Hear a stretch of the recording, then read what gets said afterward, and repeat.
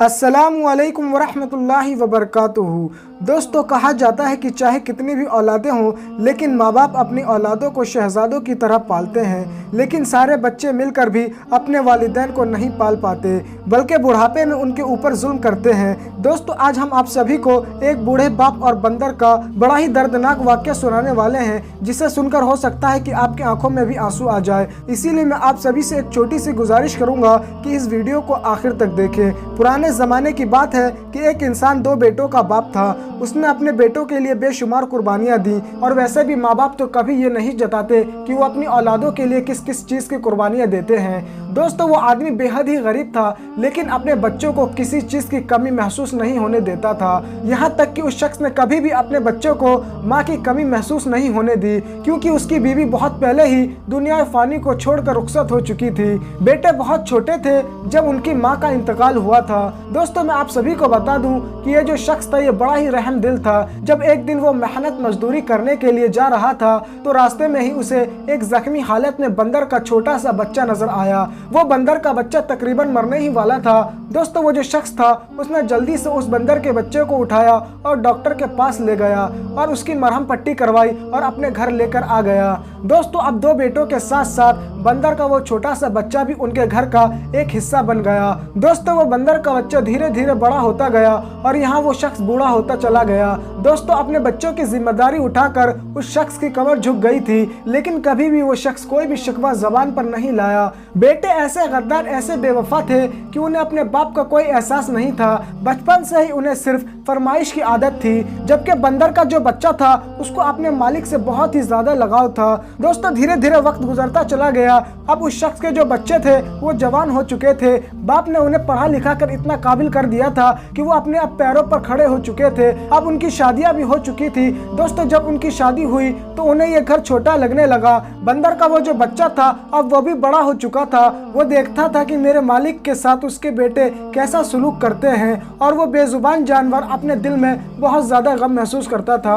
वो अपने मालिक के हर वक्त साथ रहता था। एक दिन तो बेटे ने यह कहकर अपने बाप को अपने घर से निकाल दिया कि अब बहुत हो गया, महंगाई बहुत बढ़ गई है, घर के खर्चे पूरे नहीं हो रहे। अगर आप कहते हैं तो हम आपको ओल्ड एज होम यानी जहां जाहिल लोग अपने बूढ़े माँ बाप को रहने के लिए छोड़ जाते हैं वहां डलवा देते हैं। वहां आपके बराबर के बहुत सारे बूढ़े लोग होंगे। आपको वहां पर आपको कई साथी भी मिल जाएंगे जिससे आपका मन लगा रहेगा। दोस्तों, बाप समझ गया था कि बेटा क्या कहना चाहते हैं। फिर उस शख्स ने अपने बेटों से कहा कि तुम लोग मेरी फिक्र मत करो, बस तुम खुश रहो, यहाँ से मैं चला जाता हूँ। दोस्तों, बच्चों ने अपने बाप को घर से निकाल दिया और ये तक भी नहीं पूछा कि कहाँ पर जाएंगे, बल्कि खुश हो रहे थे कि चलो बूढ़ा बाप घर से निकल गया। मेरे प्यारे दोस्तों, मैं आप सभी को बता दूं कि वो जो बूढ़ा शख्स था उसने मेहनत मजदूरी करना शुरू कर दिया, लेकिन इस बुढ़ापे में कैसे मेहनत करता। बड़ी मुश्किल से 2 वक्त की रोटी मिल पाती थी जो वो आदमी और बंदर खा लेते थे।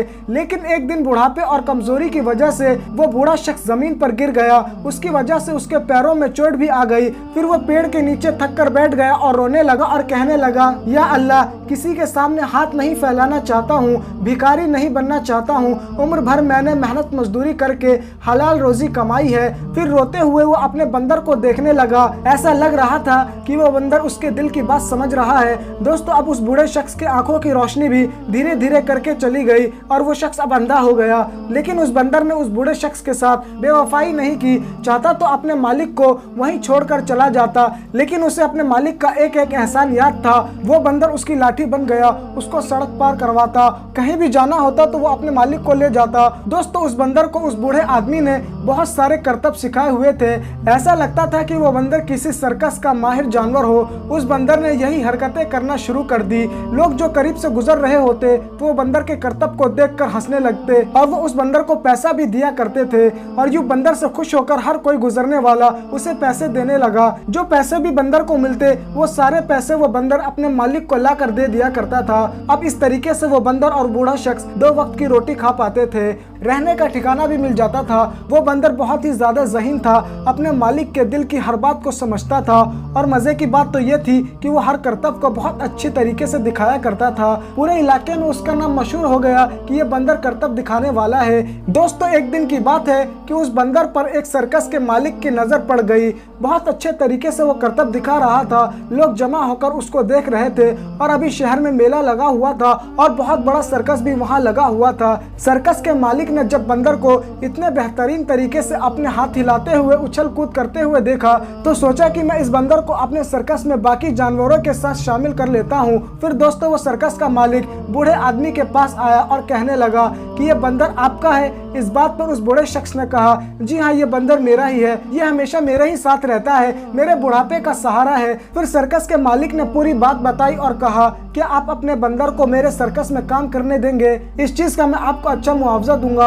और आप दोनों को रहने के लिए जगह भी दूंगा। और आप जो ये सड़क पर भटक रहे हैं, कोई ठिकाना आपका नहीं है, अगर आप मुझे बंदर देने को राजी हो जाएंगे तो आपको जगह भी मिल जाएगी। और सिर्फ आपके शहर में ही नहीं बल्कि हम और भी शहरों में जाते हैं और सर्कस लगा कर करतब दिखाते हैं। हमारा सर्कस बहुत ही बड़ा है, सोच लीजिए आपको मैं बहुत अच्छा ऑफर दे रहा हूँ। दोस्तों सर्कस के मालिक की यह बात सुनकर वो जो बूढ़ा शख्स था वो ये बात कहने लगा, इससे ज्यादा बेहतरीन बात और क्या हो सकती है। दोस्तों अब वो दोनों सर्कस में शामिल हो गए। सर्कस में बंदर को नए नए करतब सिखाए गए और उस बंदर के करतब को लोग बहुत ही ज्यादा पसंद करते थे और लोग दूर दूर से उस बंदर को देखने के लिए उस सर्कस में आया करते थे। दोस्तों एक मर्तबा शहर में मेला लगा हुआ था, बहुत बड़ा मेला था, दूर दूर से अमीर तरीन लोग सर्कस देखने के लिए आए हुए थे। बंदर के करतब को देखकर लोग खड़े होकर तालियां बजाने लगे। सर्कस के मालिक ने बंदर को कंधे पर उठा लिया और कहने लगा, इसने तो आज हमारे सर्कस की शान निराली कर दी, यानी इस बंदर ने हमारे सर्कस को और भी ज्यादा मशहूर कर दिया। दोस्तों उन देखने वाले लोगों में उस बूढ़े अंधे आदमी के बेटे भी बैठे हुए थे जो अपने बीवी बच्चों के साथ मेला देखने के लिए आए हुए थे। वो पहचान गए कि ये तो वही बंदर है जो हमारे बाप के साथ रहता था,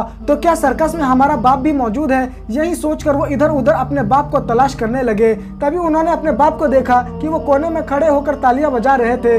वो लोग अब इस बंदर को यहाँ पर काम करता हुआ देखकर ये कहने लगे, अरे हमने तो मौका हाथ से निकाल दिया, इसको कैसे जाने दिया, अपने बाप को निकाल देते लेकिन इस बंदर को रख लेते तो आज हमारा बहुत ही ज्यादा फायदा होता। फिर जल्दी से उठकर दोनों बेटे अपने बाप के आगे पीछे फिरने लगे। अब्बा जान आप यहाँ पर क्या कर रहे हैं? वो जो बूढ़ा शख्स था अपने बेटों की यह बात सुनकर खामोश था। उस बूढ़े शख्स को वैसे भी नजर नहीं आता था। वो दोनों कहने लगे, अरे आपकी तो आंखें भी चली गई है। फिर वो दोनों बेटे सर्कस के मालिक के पास गए और कहा कि ये बंदर हमारा है। सर्कस का मालिक तो ये जानता ही था।